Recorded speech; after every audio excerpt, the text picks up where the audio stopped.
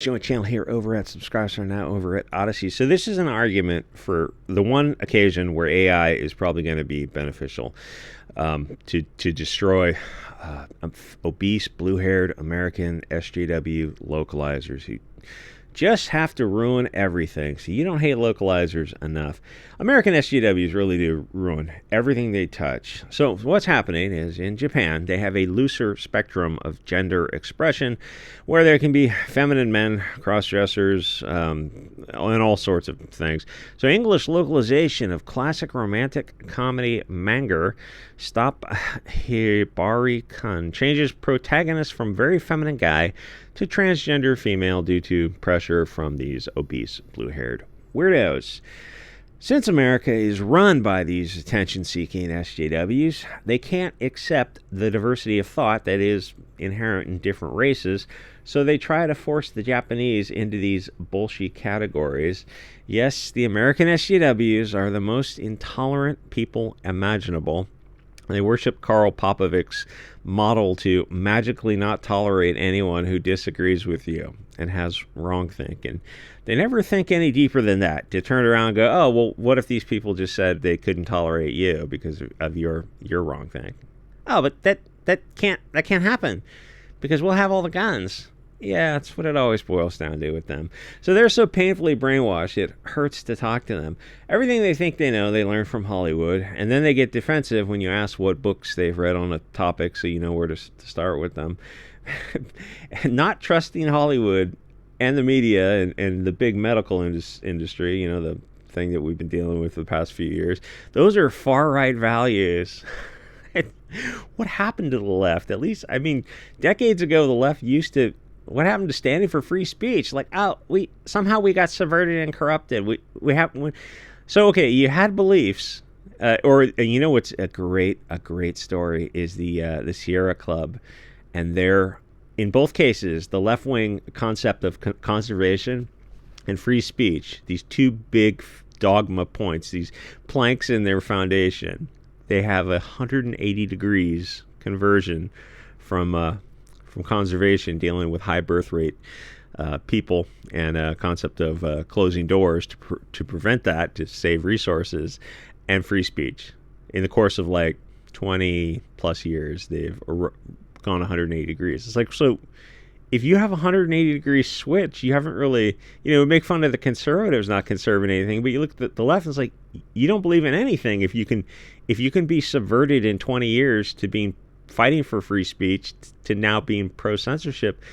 You're going to really have to dig deep and go, what happened to us? Like, we don't stand for anything. You're just useful idiots if you went from supporting free speech to supporting censorship. There's no core there. There's no there. Anyway, the Japanese are saying that the SJWs in America ruin everything by making things political instead of just leaving them alone, just putting something out there. And the American SJWs immediately have to categorize it because they have to use it in their culture war and use it as propaganda. And, you know, to be fair, the right does the same thing with characters. So what happened here is they made a male character, but he's feminine and cross-dresses, which doesn't make him a female, of course. He's just a feminine man. But the obese, blue-haired Americans have to put him in a box, and according to their definition, a feminine man who cross-dresses has to be a male-identifying trans. And if you don't know what I'm talking about, it's actually not synonymous. I know it kind of sounds the same. A trans, according to American Weirdos, is a male who thinks he's female or identifies as female. But the problem is they can't define terms, and they get really triggered and defensive when you ask them. And they never will. Very rarely. Every once in a while, one of them who isn't on the plantation will go, what do you mean? If they're like firm left-wingers, but I guess they're older. They don't know they're not supposed to say this. They'll go, a female is a woman's an adult human female. And the younger SJWs don't know what to say to that, because it's like, that is the definition. That's reality. And you live in reality. You can ignore it, but you can't ignore the consequences of ignoring it. You can identify as a male all you want, but you're still going to end up pregnant.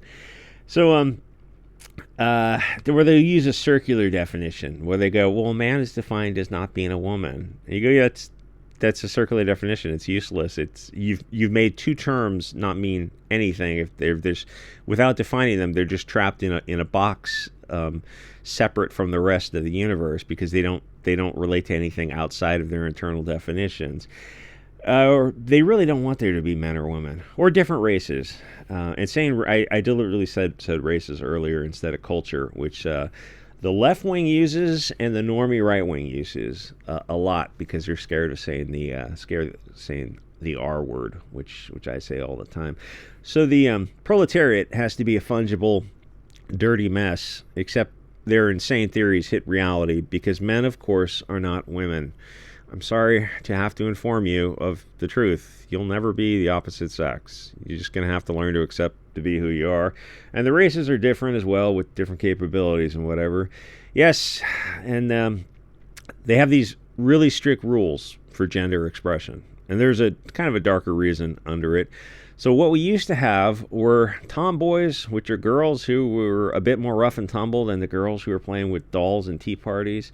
But then they hit puberty and they discovered, well, they're not actually boys after all, and they're attracted to boys. And the same thing happens to feminine boys. As they get older, they started to see the girls that they were playing with differently, and they got attracted to them as their hormones kicked into gear. They started to notice the girls. I mean, they might not have been into sports and playing with cars and trucks and whatever boys are into, but that doesn't make them girls. Kids grow out of this stuff when they hit puberty because their naturally occurring hormones are telling them to mate and reproduce so the species can continue as per God or Mother Nature intended. Now enter sinister stage left, the Frankfurt School, and their need to destroy the people of the light with globalist deconstruction theories. So what they do is try to destroy the natural order. In their mind, they're destroying what God made because everything for them is a left-hand path. It's inverted, as above, so below, because they worship Moloch and they need to sacrifice people to him. And what do you think they've been doing over the past few years? Those are various forms of human sacrifice. They do, and I mean that literally, it's not figuratively. They're actually sacrificing parts of people and people in total. They do this by inserting themselves into childhood development and telling these tom girls that they're actually males in female bodies. And I mean, there's the manifesto of that Aubrey Hale girl came out the other day, and she was just insane. She was made insane by this woke mind virus, this media telling people.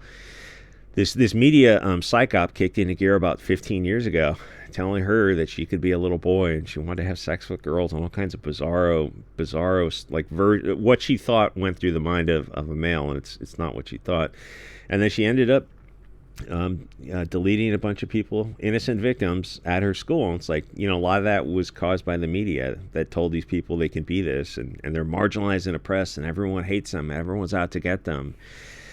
Anyway, what an insane amount of brainwashing it takes to get people to the point where the society is so broken that it accepts all this. So they molded society to pressure these kids into fitting into a new category of trans, to then send them to the billion-dollar medical industry, where 20 years ago, 25 years ago, there was like 2 hospitals in America that dealt with this, and now they're all over the place.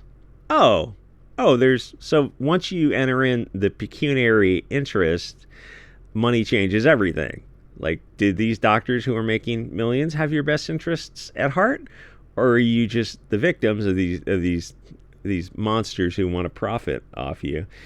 So the billion-dollar medical industry is created to put kids on drugs and cut their parts off and sometimes graft some abomination between their legs. You can go look up the surgery on that, but honestly, you do have to see it. I want to say, like, don't look at it, but you really, if you haven't seen what they do, you have to see it. The look on their faces when the kids are, look, I can take my shirt off and I have these scars, and you see the look on their faces, and it's just, oh my God, it's just black despair. It's a black hole behind those eyes. And then you look at the doctor and you're like, you're a sociopath. Anyway, it's like a hell on earth when you actually see what they're doing to people. Sort of a fever dream, waking nightmare. It destroys society, and of course they're making profit. So now these kids are permanently changed, scarred for life. The girls will never know what it feels like to breastfeed their babies. They'll forever be cut off from that bonding experience with their kids. So what would have happened organically is the girls would have had a tomboy phase. And then they grow out of it because they find a boy that they like and suddenly become more feminine to let him know that she's a girl that he should be interested in, and then the cycle of life continues on. It's just a natural phase. It shouldn't be a big deal, and it wouldn't if these filthy globalists didn't interfere. Kids would grow up, find the opposite sex, and have their kids. I mean, what they did is like they created an industry to insert themselves into childhood development and say, no, no, no, no, no. Mother Nature's wrong. God is wrong. Whatever you believe in is wrong. And we're going to have a billion-dollar industry changing you.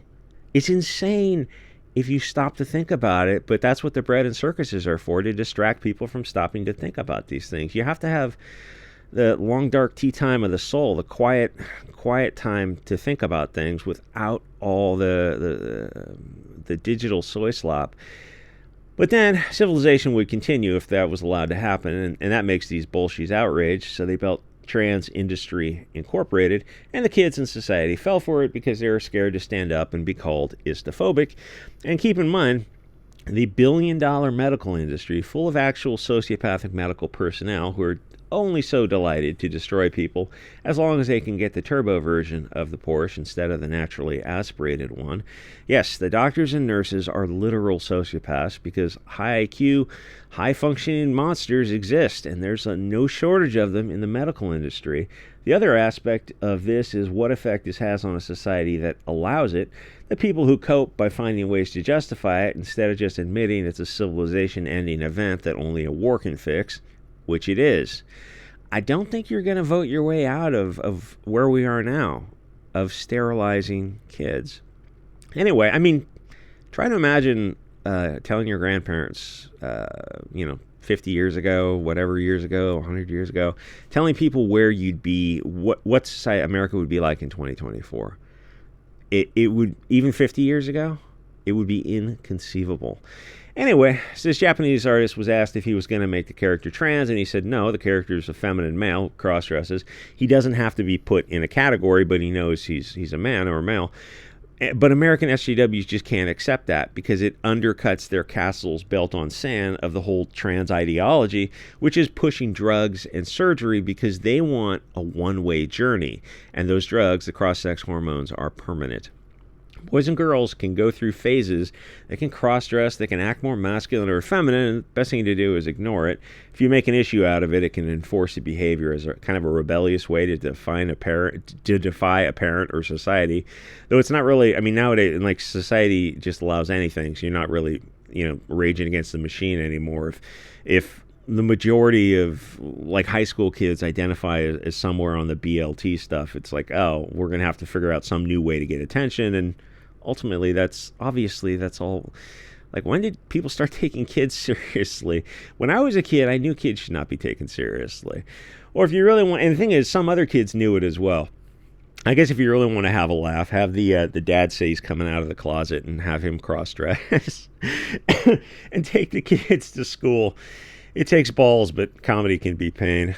Anyway, the SJWs pressured the Japanese to make him trans because otherwise there'd be categories of American trans where a male cross-dresses and identifies as a female, but then you juxtapose that to something that outwardly looks similar, the Japanese model, where you have a male who's feminine and cross-dresses, but he knows he's just a feminine man, and I don't even know if they go into if it's the character's gay or straight or not, because then you put them next to each other and it's telling the obese, blue-haired, brainwashed American SJW that if there is this option that looks similar, then maybe trans isn't real, or maybe they don't have to take drugs and sterilize themselves and support a billion-dollar industry. That's where money is involved. Ask who benefits and follow the money, but say it in Latin so you sound smart. I don't know the Latin. Those are really good things to always kind of keep in mind. Who benefits? Oh, the medical industry benefits. Okay, so they're not doing this altruistically. This is just a business, so it's kind of in their favor to create more of these people who demand their services. That it's a completely unneeded service because it's just made up of nothing. It's a psyop. It's a result of a psyop, and it's a billion-dollar industry. That should make you very, very suspicious, and yet it doesn't. Because the modern left wing says being suspicious and not trusting the media, the government, or those big farm industries making injections, those are far right-wing values. Like, has the left gone insane? Yes, they were useful idiots the whole time. Anyway, if you're going through a phase, it's much better option to cross-dress for a while, discover who you are, be feminine or be masculine, whatever. Go experiment with a boy or girl if you have to, and discover that you actually don't have to take hormones or surgery to be who you are, because you're already who you are. Drugs is making you something else and funding a billion-dollar industry. But this causes anxiety in the American SJW because they don't want people occasionally cross-dressing or going through masculine or feminine phases, or just being straight or gay, or not even labeling themselves, or just rejecting the labels and just saying, oh, I just don't worry about it, just be who you are.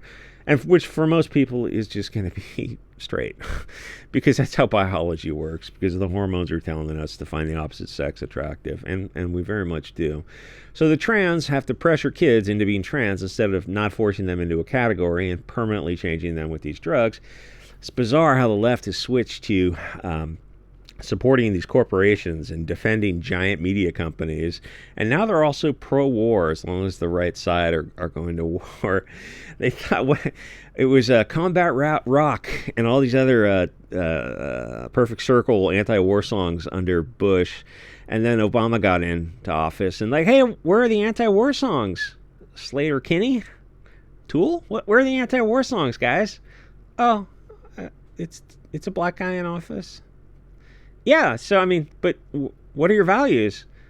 We don't have any values.